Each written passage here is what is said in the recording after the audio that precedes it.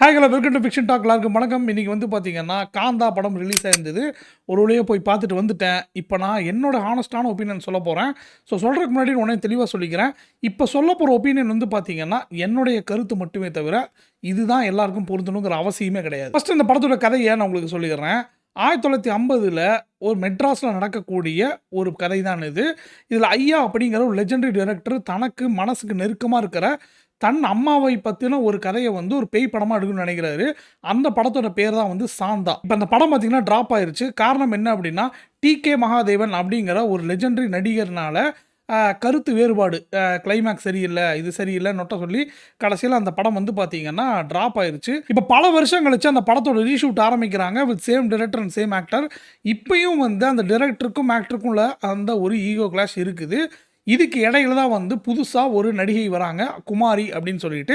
இது வந்து ஐயா வந்து கூட்டிகிட்டு வந்த நடிகை, ஓகேங்களா.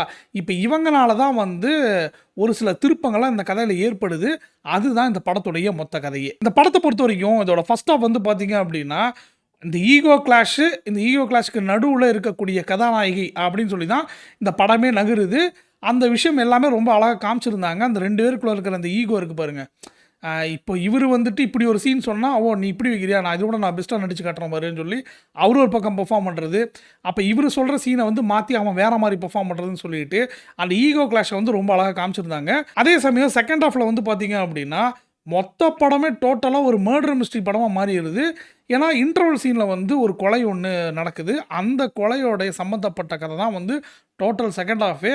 நமக்கு ஃபஸ்ட் ஹாஃபும் செகண்ட் ஹாஃபும் பார்த்தீங்க அப்படின்னா அப்படியே கான்ட்ராஸ்ட் அப்படியே மாறும். ஏன்னா ஃபஸ்ட் ஹாஃப் வந்துட்டு ஃபுல்லாக அந்த ஷூட்டு அதுக்குள்ளே நடக்கிற ஈகோ கிளாஷ் இப்படி போகும். செகண்ட் ஹாஃப் வந்து பார்த்திங்கன்னா அப்படியே ஒரு மர்டர் மிஸ்ட்ரி கதையாக மாறிடுச்சு. இந்த படத்தை பொறுத்த வரைக்கும் எனக்கு மேஜர் ப்ளஸ் பாயிண்ட்டாக இருந்தது என்ன அப்படின்னா, இந்த படத்தில் நடித்தவங்களோட பெர்ஃபார்மன்ஸஸை நான் சொல்லி ஆகணும்.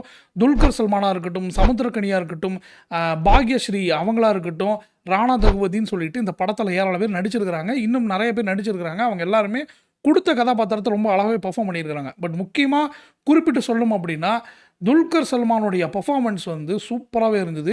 அந்த பழைய காலத்தில் நடிப்பாங்களே ஒரு நடிப்பு, அந்த நடிப்பில் ரொம்ப அழகாக கொண்டு வந்திருந்தார். அதுக்கு இணையாக வந்து பாக்யஸ்ரீ அப்படின்னு சொல்லிட்டு இதுக்கு முன்னாடி நான் பார்த்தது கிடையாது.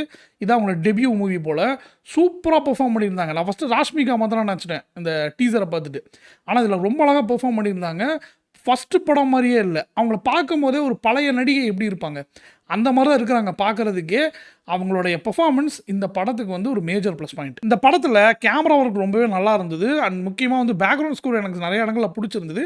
ஆனால் பாடல்கள் தான் எனக்கு எங்கேயுமே பெருசாக ஒட்டலை. பழைய காலத்து பாடல் மாதிரி இருக்கும்னு நினச்சேன். ஏன்னா படமும் அப்படிப்பட்ட படங்கிறனால அந்த மாதிரி இருக்கும்னு நினச்சேன். பார்த்தா ஏதோ புது பாட்டு மாதிரி, இந்த காலத்து பாட்டு மாதிரி தான் இருந்தது.